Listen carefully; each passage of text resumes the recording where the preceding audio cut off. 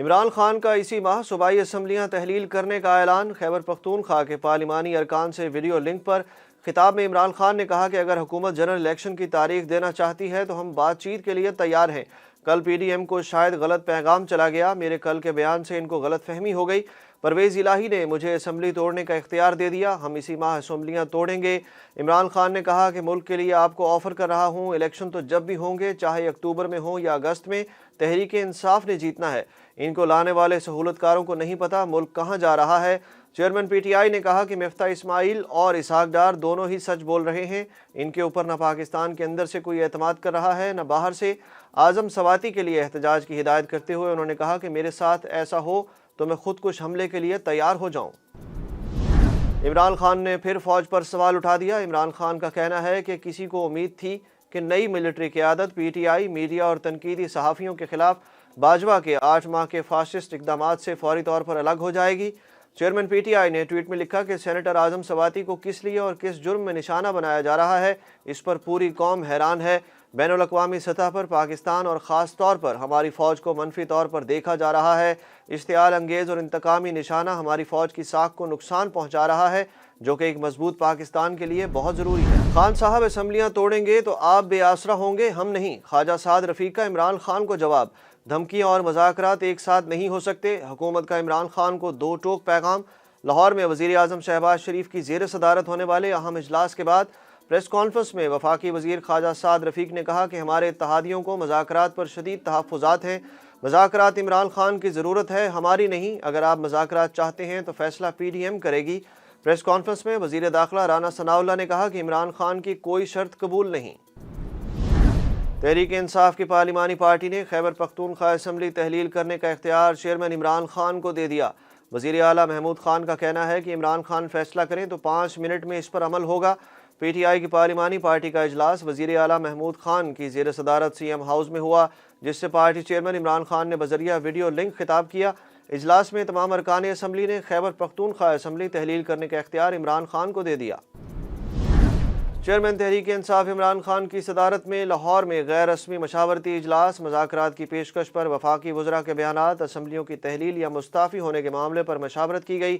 دوسری جانب وزیر آباد حملے پر تحقیقات کے لیے فرانسک ایکسپرٹس اور جے آئی ٹی بھی زمان پارک پہنچی اور حملے کے حوالے سے عمران خان کا بیان ریکارڈ کیا۔ گورنر پنجاب کو استعفوں کا انتظار۔ ملتان میں لیگی ورکر سے خطاب کرتے ہوئے گورنر پنجاب بلیغ الرحمان نے کہا کہ لاہور میں اپنے عملے سے بار بار پوچھ رہا ہوں، کوئی استعفیٰ تو نہیں آیا، اب تک ایک بھی استعفیٰ نہیں آیا۔ گورنر پنجاب نے کہا کہ آج مہنگائی عمران خان کی وجہ سے ہے۔ حلقہ این اے 157 کے عوام نے سائفر اور سازشی بیانیوں کو توڑ کر پی ڈی ایم کے متفقہ امیدوار کو کامیاب کروایا۔ نون لیگ کے لوگوں کو دل پر پتھر رکھ کر تیر پر مہر لگانی پڑی۔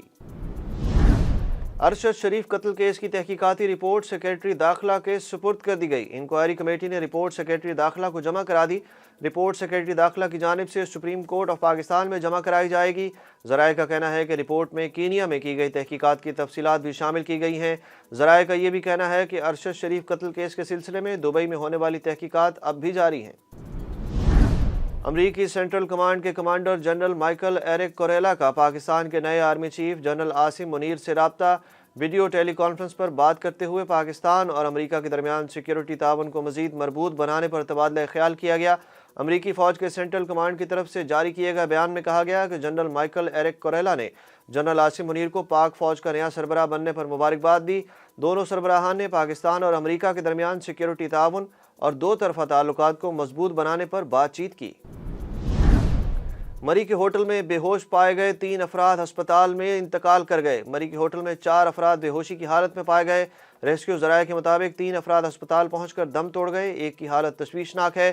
سی پی او راولپنڈی شہزاد ندیم نے مری میں 3 افراد کے جاں بحق ہونے کی تحقیقات کا حکم دیتے ہوئے رپورٹ پیش کرنے کی ہدایت کر دی۔